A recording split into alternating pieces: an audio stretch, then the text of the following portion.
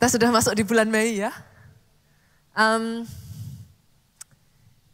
Bulan Maret kita berbicara tentang God the Father. Bulan April kita berbicara tentang God the Son. Hari ini kita akan berbicara tentang the world of the Holy Spirit. Dunia Roh Kudus, saudaraku. Saya merasa sangat terhormat hari ini karena saya diberi kesempatan untuk memperkenalkan sahabat terbaik saya. Satu sosok pribadi di belakang semua yang sudah terjadi di dalam kehidupan saya. Pribadi yang membawa saya sebagaimana saya ada hari ini. Namanya adalah Roh Kudus. Saya pertama kali bersentuhan dengan pribadi ini pada saat saya pergi ke gereja keluarga Allah di kota Solo for the first time. My family, keluarga saya, saudaraku, asli dari Cina Daratan. Jadi kalau ditanya agamanya apa udah gak jelas.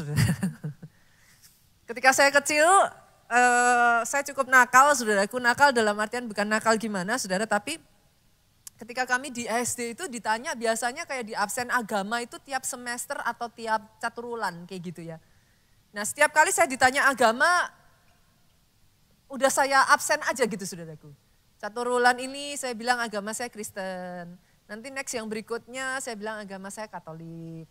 Nanti berikutnya, pokoknya gilir aja deh. Berikutnya lagi saya bilang agama saya Islam. Nanti berikutnya lagi saya bilang agama saya Buddha. Kayak gitu, it goes like that. Sampai kedua orang tua saya ditangkap Tuhan, mereka bertobat. Mereka terima Yesus. Mereka sungguh-sungguh di dalam Tuhan. Setiap kali saya diajak ke gereja, saya nggak pernah mau, saya banting tuh pintu, sudah. Saya akan selalu ngomong sama orang tua saya, papi mami fanatik gitu. Kenapa? Why should I go gitu. Jadi saya nggak pernah mau, saudaraku, sampai satu kali Tuhan tangkap saya. Dimulai dari perubahan yang saya lihat dari papi saya. Papi saya berubah, saya penasaran gitu. What's going on gitu. Di gereja tuh ada apa sih gitu. Kenapa papi saya bisa berubah sedemikian rupa? For the first time saya ikut ke gereja, saya nggak mau ada setiap orang yang lihat saya ke gereja, saya sembunyi. Saudara, gereja kita di Solo itu kayak gini, karena gedung bioskop. Jadi ada kayak bertingkat begitu, saudara. Saya ingat sekali saya duduk sebelah kiri ujung belakang. Saya nggak mau ada orang yang tahu saya gitu. Saya duduk kiri ujung belakang, waktu itu yang mimpin pujian Pak Samuel Dudik, kalau saudara masih ingat. Yang khotbah Pastor Obaja. Itu pertama kalinya Roh Kudus sapa saya. Saya nggak pernah dengar suara Tuhan, saudaraku. That is the first time I go to the church. Jadi saya nggak pernah tahu apa itu yang namanya suara Tuhan. Hanya pada saat saya duduk, saya menyembah Tuhan, saya ikutan kiri kanan, ada suara, itu suaranya tuh almost close kayak suara manusia begini, saudaraku. Dan suara itu ngomong dengan sangat jelas sekali, kamu di sini cari siapa? Itu saya kayak, begitu saya dengar suara itu, saudaraku, saya lihat kiri kanan saya, karena saya pikir mungkin ya orang duduk di samping saya gitu kan, mungkin tahu saya orang baru gitu kan. Kamu di sini cari siapa? Saya lihat kiri kanan saya, kok semuanya lagi gini, saudaraku. Kan saya pikir nggak mungkin ya, masa mereka lagi gini terus mereka ngeprank saya, kamu di sini cari siapa terus gini lagi, gitu kan nggak mungkin, saudara. Jadi saya pikir berarti bukan. Saya lihat depan belakang saya semuanya lagi begini serius gitu. Di situ saya nggak ngerti siapa yang berbicara kepada saya. Yang saya tahu begitu saya dengar suara itu, I cannot explain to you, itu dari ujung kepala sampai ujung kaki, dingin, saudara. Yang saya bisa, yang terjadi the next moment yang saya nggak bisa melakukan apa-apa selain nangis. Saya nggak pernah saudara ngalami kayak gitu atau enggak, saya nangis sejadi-jadinya, saya nggak bisa nahan tangisan saya. Itu seperti bendungan jebol itu, saudaraku. Itu saya nangis, saya nangis, saya nangis. That is the first time saya merasa ada kelegaan, ada kelepasan, apa yang selama ini saya simpan, apa yang selama ini tidak saya ceritakan kepada siapapun. Itu seperti pas hari itu. For the first time, saya berjumpa dengan pribadi yang namanya adalah Roh Kudus. Pastor, how do you know? Saya nggak tahu itu semua, saudaraku. Sampai satu hari saya dengar khotbahnya Ibu Kathleen Kuhlman. Ketika dia menceritakan tentang Roh Kudus, bagaimana dia ketemu dengan Roh Kudus, perjumpaan pertamanya dengan Roh Kudus. Waktu saya dengar cerita Ibu Pak Kathleen Kuhlman ini, saya tuh iri, saya ngomong sama Tuhan, I never experience like that. Di saat saya ngomong itu, suara yang sama itu berbicara. Masa kamu lupa? It is me. Aku loh. Yang nyapa kamu pertama kali kamu datang di gerejaku. Itu air mata saya nangis terus itu saya sudah. That is the first time I know. That is the Holy Spirit. Dan dia belum berhenti sampai detik hari ini. Dia masih mengerjakan kehidupan saya. Saya berdoa ya saudaraku, hal yang sama yang dia kerjakan sementara firman Tuhan ini diberitakan dimanapun saudara duduk, Roh Kudus datang atas kehidupan saudara. For everyone it can be different, tapi saya tahu entah ada di antara saudara yang bisa ngerasain damai itu ada dalam hatimu. Ada sebagian dari saudara yang Roh Kudus akan berbicara dalam hidupmu. Ada sebagian dari saudara literally engkau disembuhkan. Ada sebagian dari saudara entah bagaimana engkau tahu jawaban atas pertanyaanmu. Roh Kudus berkarya. Buat pribadi yang satu ini boleh enggak saudara? Kita berikan tepuk tangan yang paling meriah. Hari ini saya akan menyampaikan satu judul firman yang berjudul, saudaraku, The Most Valuable Spirit. Roh yang paling berharga, roh yang paling berarti, the most high value spirit. Dia pribadi yang paling berharga dalam kehidupan saya. Oh, jadi apa ya saudara, saya berdiri di sini cerita tentang Roh Kudus for me. Hopefully saya bisa menceritakan yang terbaik buat saudara. Karena saya merasa terhormat, saya bisa introduce such a person like him gitu. Bicara tentang orang yang, setiap kita ini ya saudaraku pasti punya orang yang paling berharga dalam hidup kita. Pasti dong. Salah satunya mungkin bisa orang tua, tapi juga pasangan hidup. Kalau saudara bicara pasangan hidup, yang kita percaya, iman Kristen saudaraku, until death do us part. Sepakat? Sepakat ya? Itu sebabnya saudara, kalau saudara bicara pasangan hidup, orang tua saudara pasti akan ngomong jangan sembarangan. Betul ya? Orang Jawa itu akan ngomong kayak gini saudara, bibit, bebet, bobot. Betul?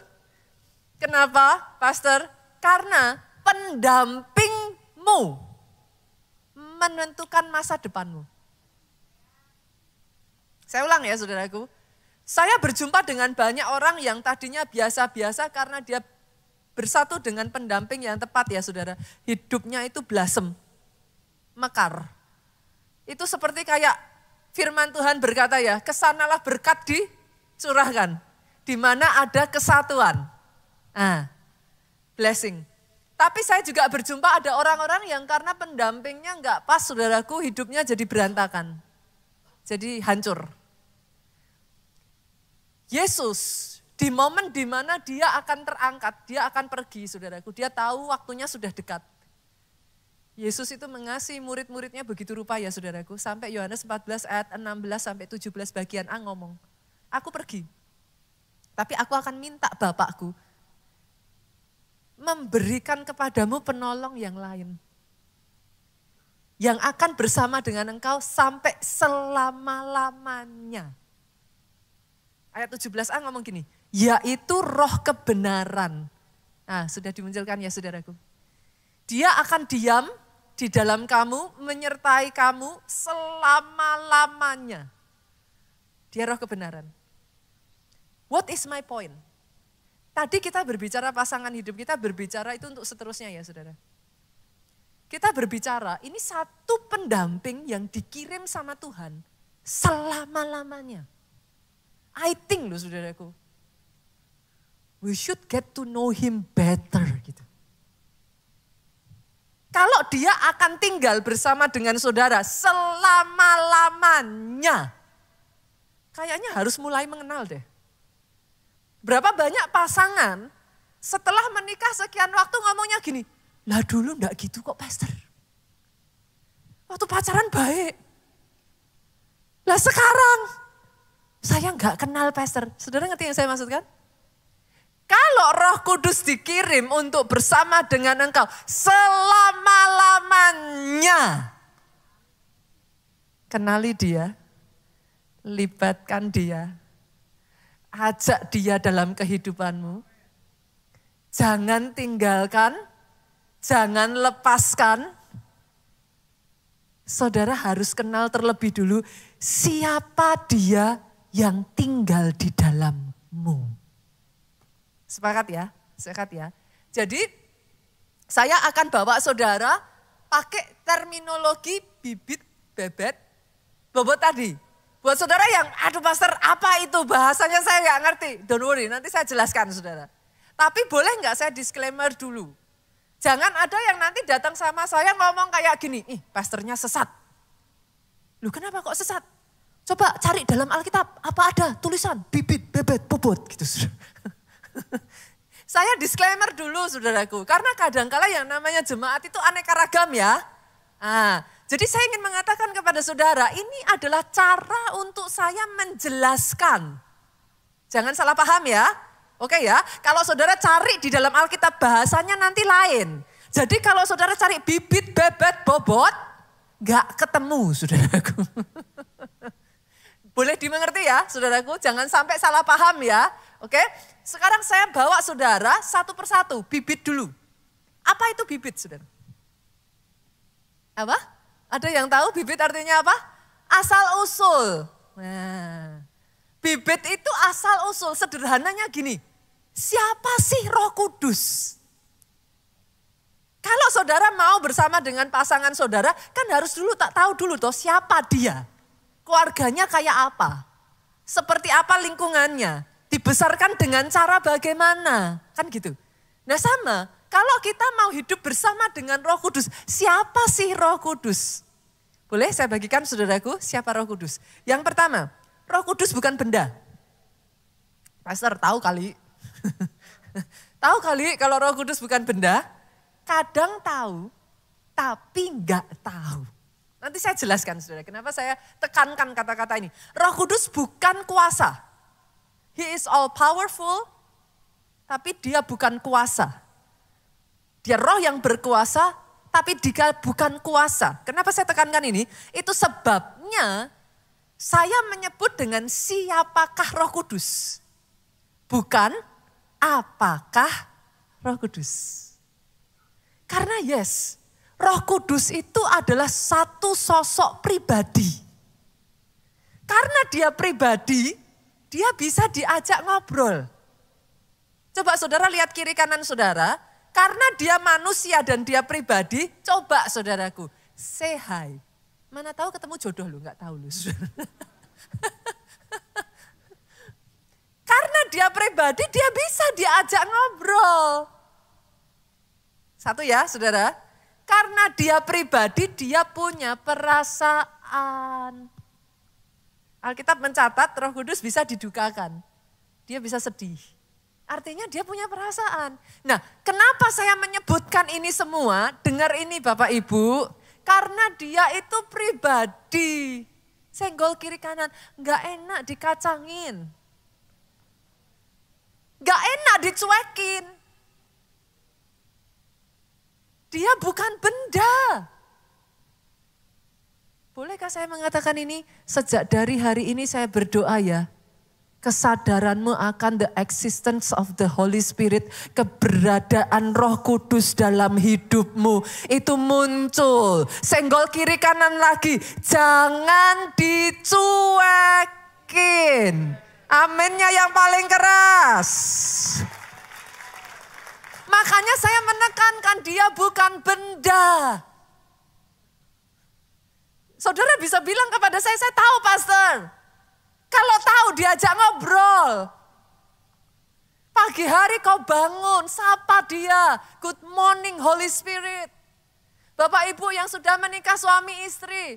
Kalau lagi berantem, diam-diaman. Satu kamar loh, jalan tek-tek-tek.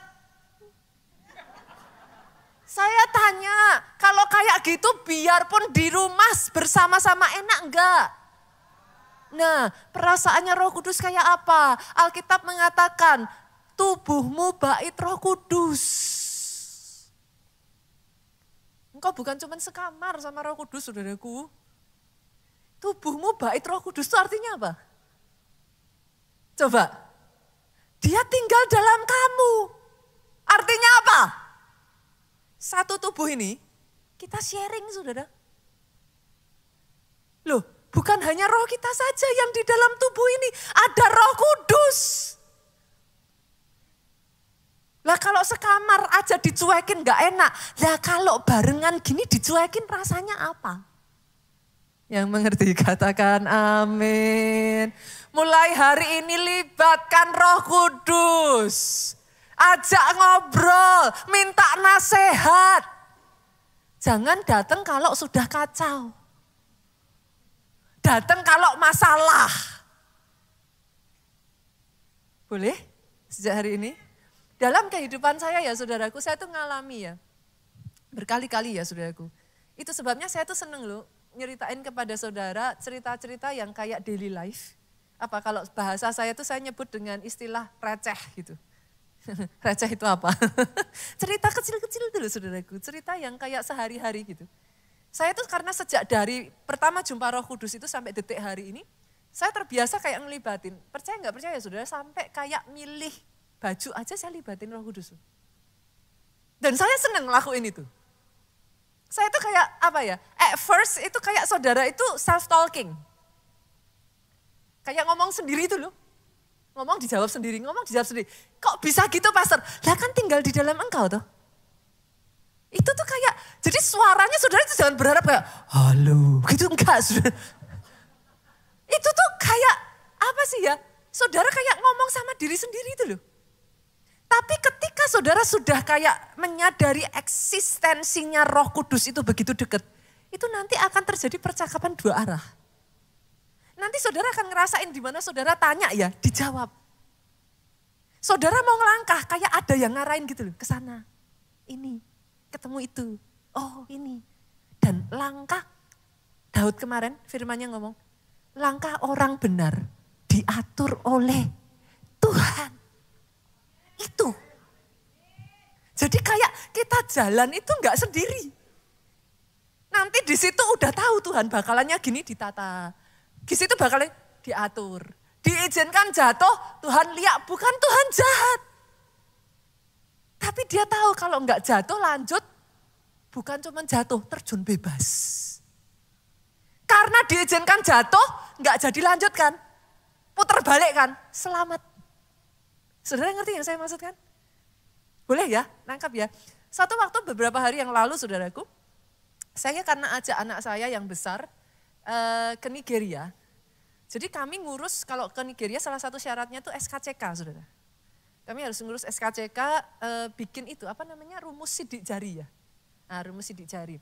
Saya sama keluarga karena udah pernah, saya sama suami udah pernah, udah gak perlu gitu saudara. Kita tinggal kayak memperpanjang aja.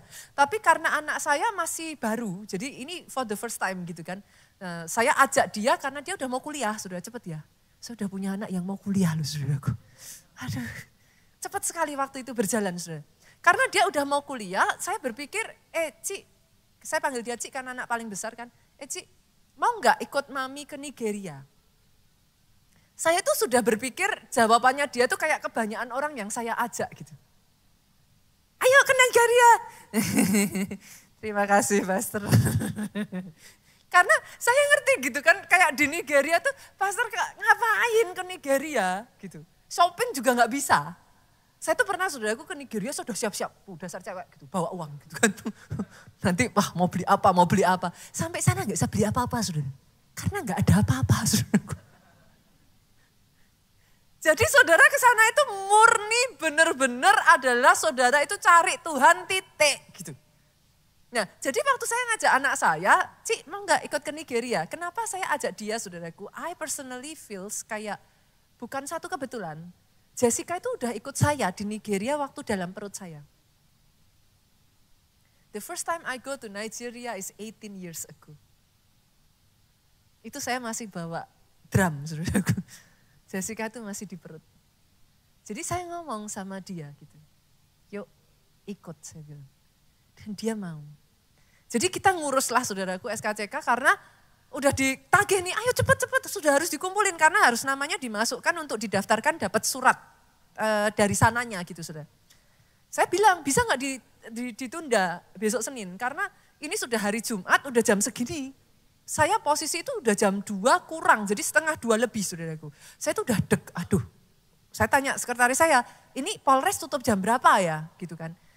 Dijawab sama sekretaris saya, kayaknya jam 2 deh gitu. Hah? Saya lihat jam. Hah?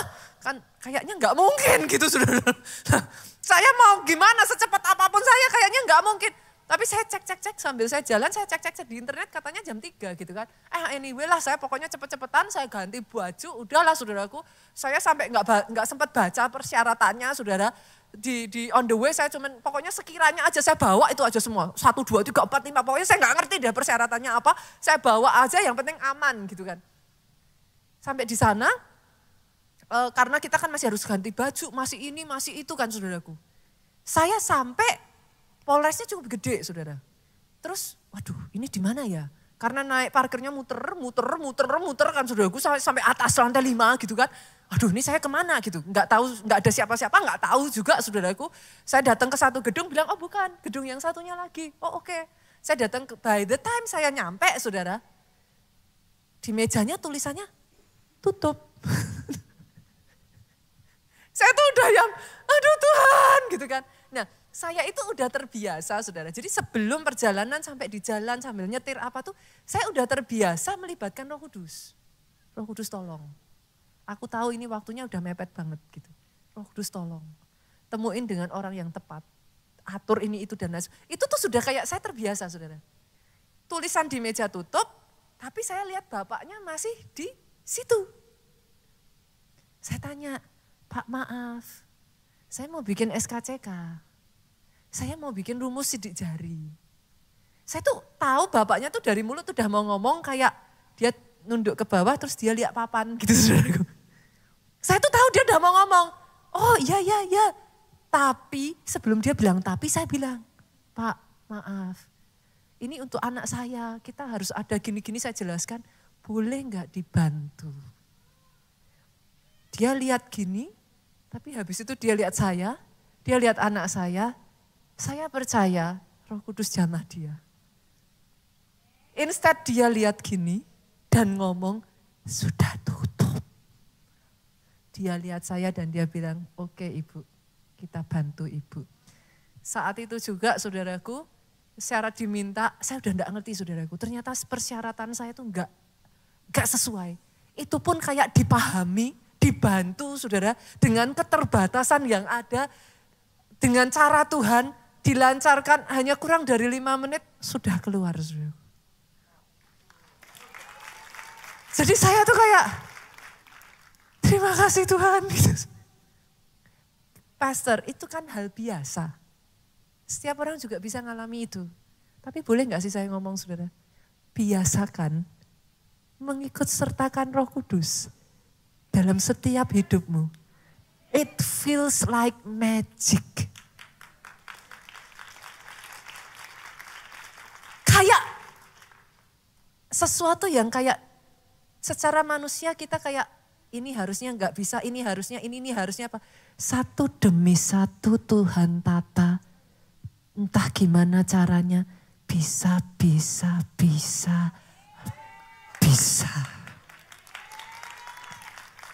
Dia bukan hanya mau terlibat saudaraku, dia sudah terlibat sejak dari awal penciptaan.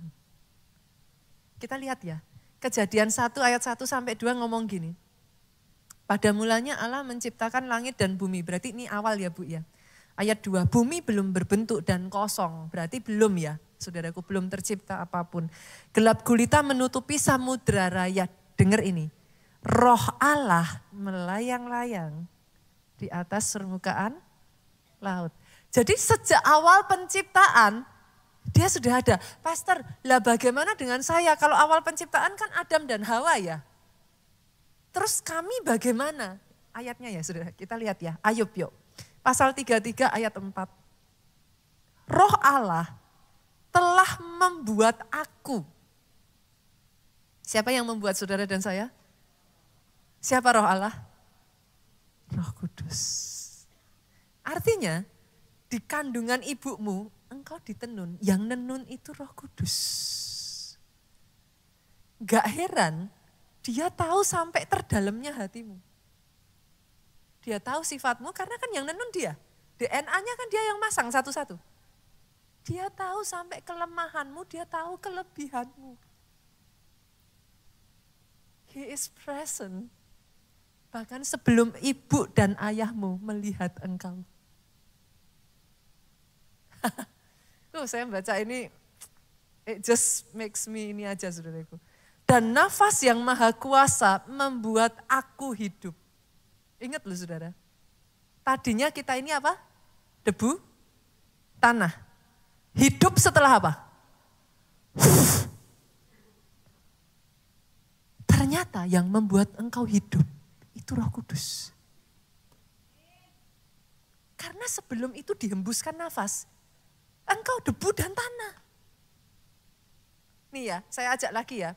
Ayub 34 ayat 14 sampai 15. Jikalau ia menarik, ini perhatikan ya saudara, ayat ini menarik buat saya. Jikalau ia menarik kembali rohnya dan mengembalikan nafasnya kepadanya. Saudara notice gak? Di sini ada duanya loh. Duanya loh saudara. Boleh saya terjemahkan gak ayat ini? Jika dia menarik kembali rohnya, Roh Kudus, mengembalikan nafasnya Roh Kudus kepada Bapa. Saudara bisa nangkep maksud saya? Roh Kudus yang membuat engkau hidup. Saya lanjutkan ya. Maka binasalah bersama-sama segala yang hidup dan kembalilah manusia kepada debu. Saudara mau tahu seberapa dekat Roh Kudus, seberapa dia terlibat dalam hidupmu? Every single breath. Di situ Roh Kudus. That close. Sedekat itu. Oh, saya berdoa ya hari ini ya saudara, pemahaman ini ya. Jangan dicuekin beneran saudaraku. Jangan dicuekin. Hal yang paling menyakitkan dari seorang pribadi itu kalau kau dicuekin. Engkau ada, tapi diperlakukan seolah-olah engkau enggak ada. Libatkan Roh Kudus, dia mau terlibat. Dia akan tuntun engkau, dia akan jelaskan. Satu demi satu yang kau enggak paham, dia akan ajarkan kepada engkau saudaraku. Itu sebabnya kita kenal dengan sebutan apa? Rema. Rema itu apa saudara? Perkataan, perintah yang dari Tuhan untuk kita itu bisa ngegolin ke next level. Itu rema. Kenapa rema berkuasa? Rema itu perintah. At the same time kita kalau jalanin, at the same time dia punya otoritas menjadikan yang dikatakan itu menjadi kenyataan. Karena dia perintah. Saudara kalau sudah dapat surat perintah dari atasan, yang di jajaran di bawahnya harus ikut. Itu rema. Bagaimana dia bisa memberikan rema kalau baca aja enggak. Senggol kiri kanan, baca Alkitab. Kenapa saudara? Karena saudara itu, dengar ini. Kalau aku di dalam engkau dan engkau di dalam aku, mintalah apa saja. Nah, Terus saudara pakai ayat itu terus bilang, lah mana pastor, nggak terjadi. Kalau, loh diselidiki dulu, ayat tuh kayak gitu saudara. Jangan saudara nagih janjinya, tapi term and conditionnya nggak dipenuhi. Kalau aku di dalam engkau, engkau di dalam aku, engkau di dalam aku kan Roh Kudus memang sudah di dalam kita. Jadi pertanyaannya, apakah engkau di dalam dia? Kan gitu. Kok bisa aku di dalam dia, pastor? Firman. Pada saat kau merenungkan firman itu siang dan malam, firman itu terngiang-ngiang. Ginilah saudara, nggak usah firman ya. Saudara pernah nggak sih denger lagu yang racun gitu? Saudara denger lagunya itu terus terngiang, terngiang. Jalan kemana ingat lagu itu, tanpa sadar mandi nyanyi lagu itu. Saudara ngerti yang saya maksud kan? Kok bisa? Karena lagu itu saudara renungkan siang dan malam. Lagu itu di dalammu. Saudara ngerti yang saya maksudkan? Kenapa perkataan saudara itu jadi berkuasa? Kenapa perkataan profetik itu bukan merintah Tuhan? Saya berkali-kali katakan bukan merintah Tuhan. Siapa kita manusia bisa merintah pencipta kita? Kenapa dia powerful? Karena yang kita perkatakan itu firman-Nya. Jadi powerful karena terlepas dari kita yang sebenarnya tidak mampu, kita bersepakat sama dia, mempercayai kemampuannya Bapak Tuhan untuk menjadikan firman-Nya, kita memperkatakan dengan iman, dia jadikan bukan karena kita, karena memang itu firman-Nya. Oh, boleh saya dengar tepuk tangan yang paling meriah buat Yesus Tuhan kita. Jadi jangan buru-buru marah sama Tuhan dulu. Mana? Lah ya mana gitu saudaraku. Sudah belum? Firman-Nya sudah belum? Baca sudah belum? Tinggal enggak firman itu di dalam kita? Ketika itu kawin saudara. Dia tinggal di dalam aku, firman-Ku. Aku tinggal kan. Firman itu kan Yesus. Dia menjadi tubuh toh, daging toh. Firman-Ku tinggal di dalammu. Mintalah apa saja. Yang mengerti amennya yang paling keras. Yang mengerti dan mau melakukan. Karena saya tahu, mengerti aja gak cukup saudara. Saudara hari ini boleh ya benar pastor, ya. Pulang lupa. Kalau saudara mengerti dan melakukan ini ya, saudara nanti akan melihat dalam sepanjang kehidupan saudara ya. Saudara akan mengalami keajaiban demi keajaiban demi keajaiban demi keajaiban yang tidak berkesudahan. Itu kayak mengikuti engkau kemanapun engkau pergi. Because it's real gitu. Nah saya akan saksikan ini ya saudaraku. Tadi yang jam 10 orangnya datang, ini orangnya nggak datang. Kita lihat videonya ya. Boleh dimunculkan kesaksian dari salah seorang SG kita yang ada di Jogja saudaraku. Ketika dia berjalan dengan rema yang dari Tuhan, apa yang Tuhan kerjakan dalam hidup semuanya, saya ingin menyaksikan apa yang Tuhan kerjakan di dalam hidup saya dari sejak 5 April 2023 sampai hari terakhir kemarin tanggal 29 April. Saya berjuang melawan kanker kolon stadium 4 yang saya alami, dan semua proses yang saya jalani, kemo 8 kali dan radiasi 25 kali, itu hasilnya harus difinalisasi dengan satu langkah bernama PET scan. Ketika saya mau berangkat ke Pineng kemarin, itu saya terima satu rema dari Tuhan, yaitu di Markus 11 ayat 24. Tuhan katakan begini, karena itu aku berkata kepadamu, apa saja yang kamu minta dan doakan, percayalah bahwa kamu telah menerimanya, maka hal itu akan diberikan kepadamu. Tuhan ajari saya, apa yang kamu minta dan doakan, percayalah bahwa kamu sudah menerimanya. Seperti hari-hari yang sebelumnya, berbulan-bulan lalu ketika saya kebingungan, ketika saya ketakutan, menghadapi operasi, menghadapi kemo, menghadapi terapi radiasi. Sebelum saya lakukan, jalani semua tindakan itu, Tuhan selalu berikan rema demi rema. Efesus 2 ayat 10, Keluaran 33 ayat 14. Dan semua itu menguatkan saya, meneguhkan saya. Saya tahu, saya percaya sekali, satu rema dari Tuhan itu lebih dari cukup.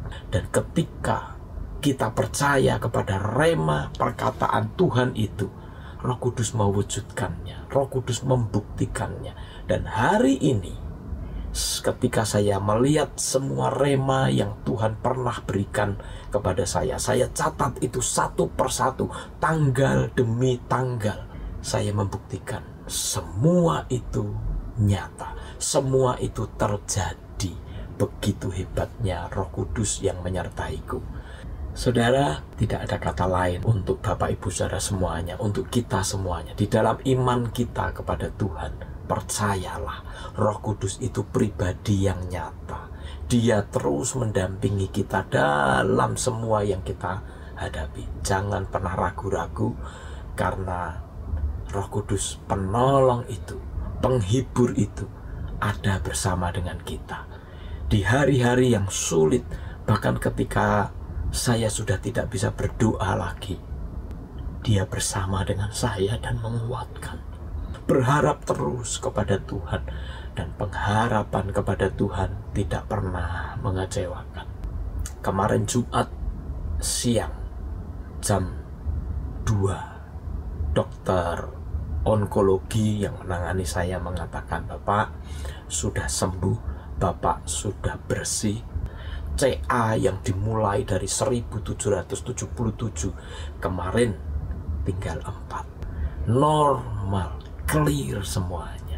Itu semua terjadi karena berkat anugerah Tuhan, karena mujizat yang Tuhan lakukan. Saya berdoa saudara diberkati oleh kesaksian ini, dan percayalah Roh Kudus yang hebat itu terus menyertai kita. Tuhan memberkati. Kasih tepuk tangan yang paling meriah buat Yesus Tuhan kita. Roh Kudus terus menyertai saudaraku. Tadi yang pertama ya kita belajar tentang bibit. Yang kedua kita belajar tentang bebet. Bebet itu apa saudara? Ada penampilan. Pastor, lah kalau Roh Kudus kan roh. Terus penampilannya kayak apa? Gitu kan. Kita lihat ya. Yuk kita baca 2 Korintus pasal yang keempat ayatnya yang ke-18. Bahwa yang kelihatan, multimedia boleh dimunculkan. Yang kelihatan itu berarti saudara dan saya punya fisik ya. Nah, yang kelihatan adalah sementara. Artinya kita ini terbatas saudaraku. Saya nggak bisa khotbah di sini dan at the same time saya dalam wujud manusia khotbah di PIK. Kalau itu terjadi saya rasa saudara akan lari gitu. Jadi kita nggak bisa karena kita terbatas. Tetapi lihat ini saudaraku, sedangkan yang tidak kelihatan, siapa yang tidak kelihatan? Roh tidak kelihatan adalah kekal. Dia tidak terbatas, dia unlimited. Itu sebabnya Yohanes pasal yang ke-16 ayat 7, Yesus tuh ngomong gini, adalah lebih berguna bagi kamu jika aku pergi. Kenapa? Karena Yesus tahu dalam tubuh manusianya dia terbatas. Dia nggak bisa ada di satu negara and at the same time ada di negara lain, nggak bisa. Dia pergi, Roh Kudus diutus. Dimanapun engkau berada, kemanapun engkau, setiap saat 24 jam dalam sehari, 7 hari dalam seminggu, 30 sekian ataupun 31 hari dalam 1 bulan, dia ada bersama dengan engkau. Itu sebabnya Yesus ngomong adalah baik kalau aku pergi. Nah pertanyaannya sekarang gini saudara, kalau gitu penampilannya Roh Kudus itu kayak apa? Alkitab sebagian menyebutkan Roh Kudus itu diibaratkan seperti api. Betul ya? Ada lagi sebagian Roh Kudus itu diibaratkan seperti angin, wind.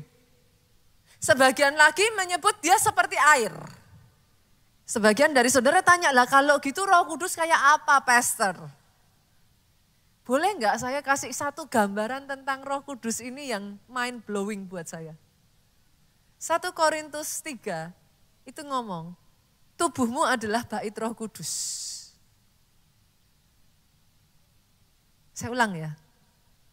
Tubuhmu adalah bait Roh Kudus. Boleh enggak saya pakai kata-kata ini? Berarti tubuhmu, dirimu adalah casingnya Roh Kudus. Masuk akal enggak saudara? Masuk akal ya? Berarti kalau gitu, kalau orang mau lihat Roh Kudus, lihat saudara kan? Jadi terasa berat nggak saudara?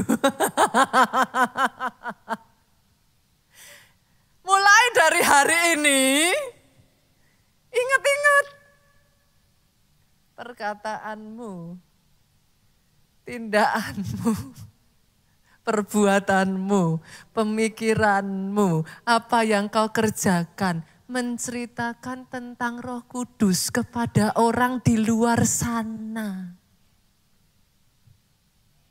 Let's do our best.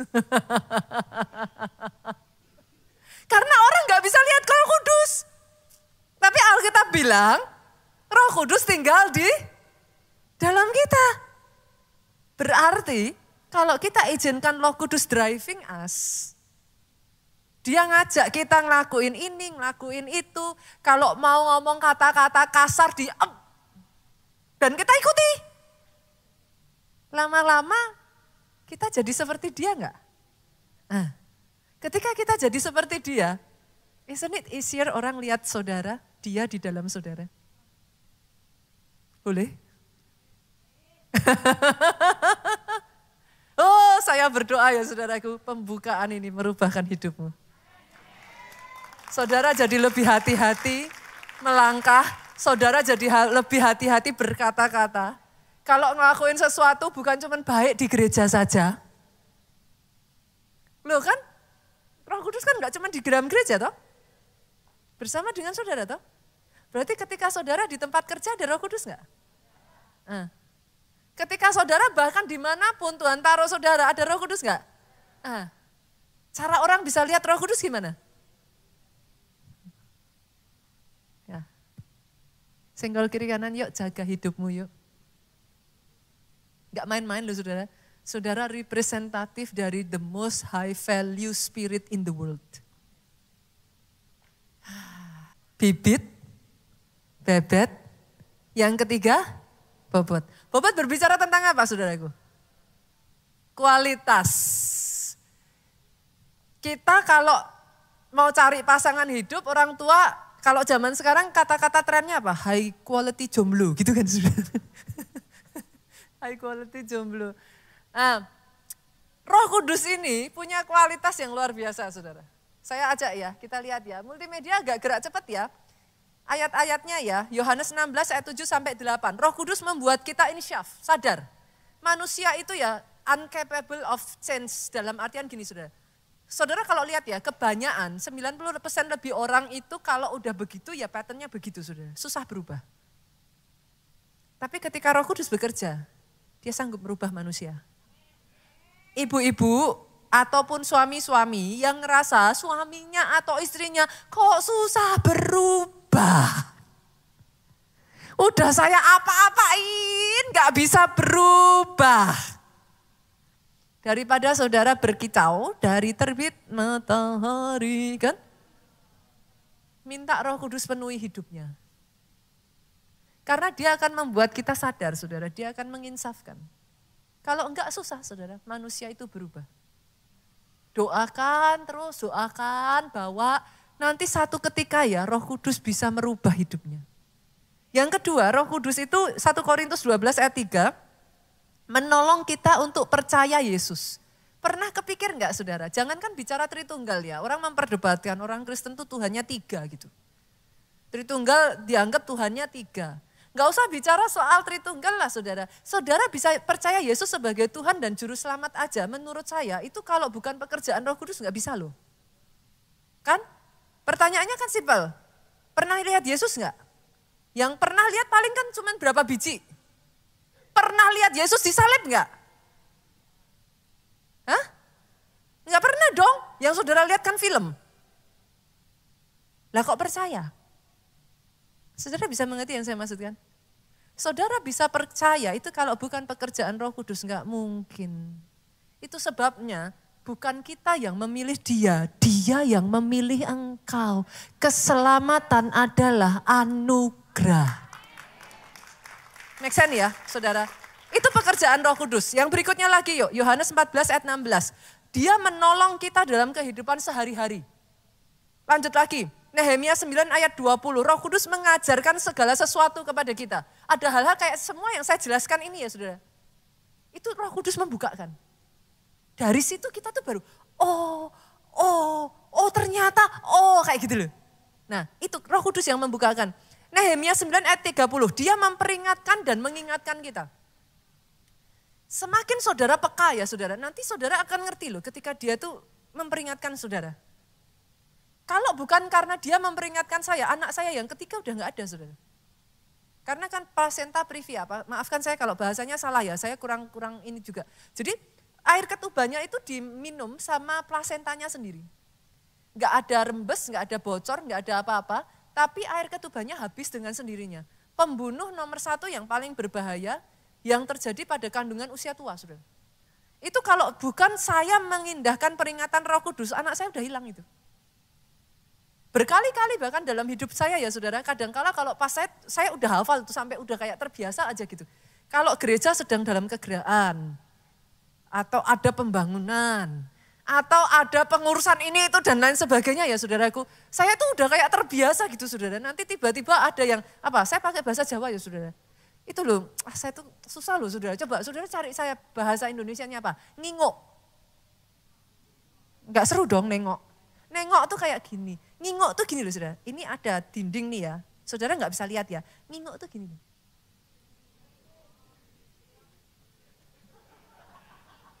Intip gini kali saudara. Anyway, I love my language saudara. Saya cinta bahasa Jawa. Anyway, nah kadangkala saudara, saya itu bisa yang tengah malam kebangun ya. Kerasa loh saudara. Kalau ada orang yang nakal gitu ya, mau ke rumah saya untuk ngintip itu kerasa loh. Kadangkala dia bukan cuma ngintip, kadangkala nyerang. Kadangkala bukan nyerang, kadangkala jahat. Memang tujuannya mau bunuh. Itu berasa loh saudara. Bunita, kok Bunita tahu? Jangan-jangan itu bukan, itu kebetulan ya. Setiap kali ya saudara, saya ngalami kayak gitu. Saya kan cerita sama Pak Jo, semalam kok sampai 3 kali ya, ini lagi ada apa? Karena kan itu kayak random ya saudara, saya nggak tahu apa yang terjadi, saya nggak ngurusin di situ saudara. Pak Jo yang lebih terlibat di situ, kadang bisa itu di Solo, kadang bisa itu di Jogja, kadang bisa di kota lain, saya nggak tahu gitu. Tapi setiap kali saya ngalami seperti itu, saya tanya sama suami saya ini kok gini-gini, Pak Jo cuma senyum. Nah itu kemarin, dia cerita gitu, gini, terjadi gini. Saya cuman, oke, saya ngerti gitu aja. Nah jadi percayakah saudara ketika semakin engkau dekat dengan Roh Kudus, dia akan peringatkan engkau. Ini pribadi yang gak baik loh, jangan lanjut. Masalahnya, semakin engkau dekat telinganya itu dipertajamnya pada saat pagi hari kata Alkitab. Engkau berdoa, Yesus berdoa pagi hari itu dipertajam telinganya. Nah senggol kiri kanan lagi. Saya tidak ngomong loh saudara.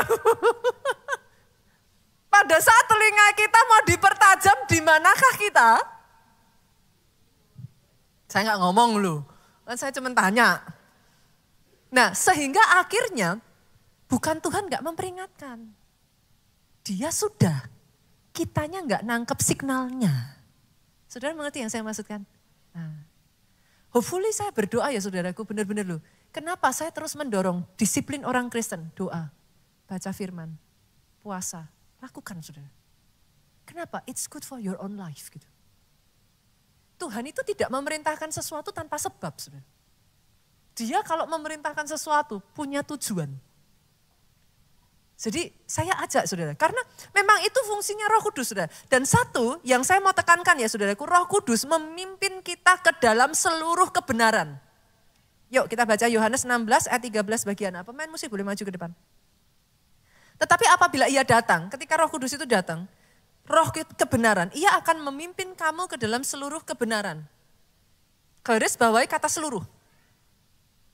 Apa yang terjadi dalam hidupmu, yang sering kali saudara itu belum mengerti, itu saudara ngomong, kenapa Tuhan izinkan? Kok gini? Kok gitu? Karena sering kali kita itu masih gelap saudara. Kebenaran itu seperti kayak terang itu loh saudara. Saudara kalau dalam gelap, sekalipun di kamar sendiri, bisa kesandung enggak? Nah, sekalipun itu kamar saudara sendiri loh, saudara sudah hafal kan letak-letaknya. Tapi ketika di dalam kegelapan, bisa enggak kadang kejedot? Bisa ya. Kadang juga bisa nginjak sesuatu yang tajam, karena gelap enggak kelihatan. Nah, kebenaran itu seperti terang. Firman Tuhan ngomong apa? Firmanku, pelita bagi. Nah, kebenaran itu akan memunculkan apa yang tadinya kau nggak bisa lihat. Yang membuat saudara tuh meragukan Tuhan. Tuhan tuh masih sayang nggak toh? Tuhan tuh masih menyertai nggak toh? Kok aku ngalami kayak gini, kok Tuhan nggak ikut campur, kok diizinkan? Kadangkala kalau kita belum bisa melihat kebenaran itu, kita salah paham. Akhirnya kita meninggalkan Tuhan, kita kecewa, kita mundur dari Tuhan. Make sense Bapak Ibu? Saya berdoa ya saudara, biar firman ini ya, nanti 1 bulan ini buat saya menarik sekali saudaraku. Talking about saudara saya nggak tahu ya, setiap kali saya khotbah tentang Roh Kudus ya, buat saya ya, khotbahnya tuh jadi ringan. I feel like as though kayak ada yang bantu saya gitu. Ya, saya nggak mau menimbulkan ini ya, nanti kayak disangka salah gitu. Emangnya khotbah yang lain berat pastor gitu kan. Enggak, tapi saya sadar saudaraku. Bahkan pada saat saya menceritakan saudara tentang pribadi Roh Kudus ya, sesungguhnya saya kalau bisa ngomong sama saudara ya, he is very happy. Saya tuh bisa ngerasain kayak satu pribadi yang kepengen memperkenalkan dirinya kepada saudara gitu. I am here, you are not alone. Engkau enggak harus mengalami semuanya sendirian. Engkau enggak harus berjuang sendirian. I am here. Dan aku mau menolong engkau. Aku ada, bahkan di saat di titik orang yang terdekat dengan engkau aja tidak bisa mengerti hatimu. I know. Libatkan dia. Angkat kedua tanganmu, saudaraku, diberkati saudara oleh Tuhan. Amin. Diberkati keluargamu oleh Tuhan. Amin. Kedua tangan yang terangkat ini, Yes. apapun yang dikerjakan tangan ini dibuatnya berhasil. Amin. Sehat tubuhmu, Amin. baik jiwamu, Amin. kuat rohmu, Amin. panjang umurmu. Untuk menceritakan perbuatan besar yang daripada Tuhan. Pulang saudara dari tempat ini dengan membawa sukacita, damai sejahtera dari Allah Bapa, cinta kasih Yesus Kristus, persekutuan dengan Roh Kudusnya. Sekarang sampai selama-lamanya. Kau yang diurapi, diberkati, katakan dengan suara yang paling keras. Amin.